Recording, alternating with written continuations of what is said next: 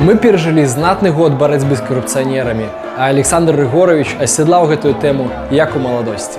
Вчера мною было принято решение всех в следственный изолятор, всех до единого, одеть наручники, разобраться со всеми и вернуть деньги народу. А теперь настал час потлумачить на графиках, наколькі серьезный гэты мужчина.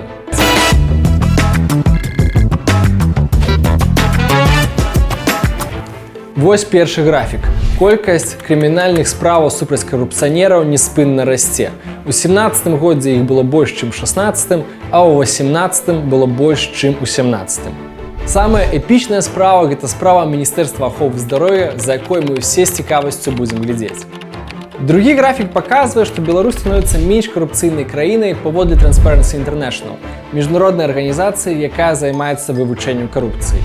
Болей за тое, мы адзіная краіна сярод суседзяў, якая становіцца выразна менш карупцыйнай.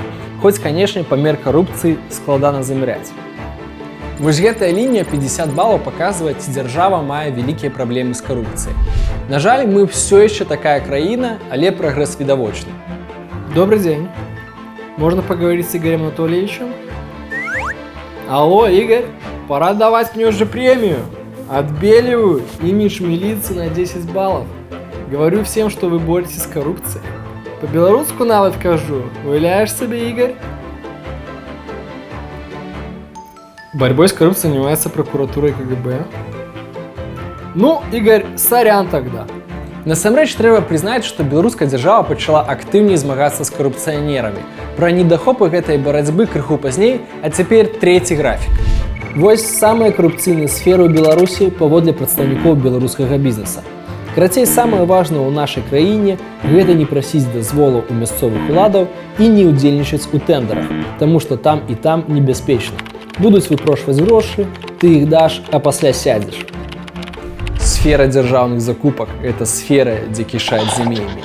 Вось як выглядаюць на графіку працэдуры гэтых закупак. Такія рэчы, як электронны аукцыён, хоць неяк бароняць ад карупцыі, аднак і імі можна лёгка маніпуляваць. Але галоўнай у Беларусі застаецца працэдура закупкі з адной крыніцы.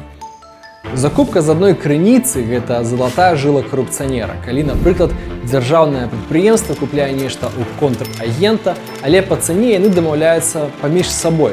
То бок фактычна цана можа брацца проста з галавы. І на такіх простых схемах кіраўнікі дзяржаўных прадпрыемстваў могуць зарабляць нават сотні тысяч еўра. Насамрэч, сфера закупак яна не зусім пра карупцыю, але проста пра якасць дзяржаўнага кіравання, бо ў Беларусі створана ідэальная сістэма для таго, каб займацца карупцыяй.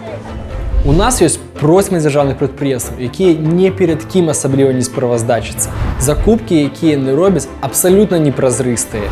СМІ не цікавяцца карупцыяй, бо страшна, да і мала інфармацыі, а суды самі ведаеце якія. Можна назваць яшчэ дзесяткі прычын, чаму ў Беларусі чыноўнікі ці кіраўнікі дзяржпрадпрыемстваў працягваюць займацца карупцыяй, нягледзячы на страх атрымаць крымінальны тэрмін.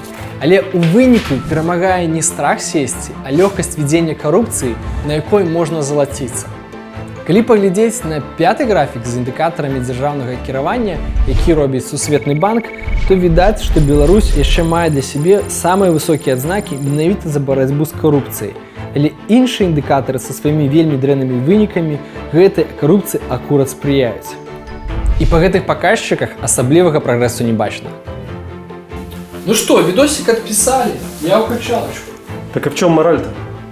Разумееш, барацьба ўладаў з карупцыяй – гэта як своеасаблівае змаганне алкаголіка з уласным алкагалізмам.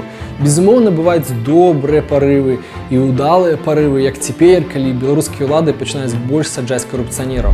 Але сэнс у тым, што алкаголік павінен змяніць свой стыль жыцця, свой лад жыцця, каб яно нарэшце не цягнула яго ў бездань. Гэтакі беларуская ўлада павінна зрабіць дзяржаўнае кіраванне больш якасным і празрыстым, каб яе не цягнула ў карупцыю. Калі паглядзець на індэкс успрыняцця карупцыі Transparency International, то відаць, што зверху знаходзяцца краіны, якія акурат маюць найлепшае дзяржаўнае кіраванне. Так што рэжым можна зусім крыху пахваліць за антыкарупцыйны запал, але для перамогі над карупцыяй трэба нешта большае.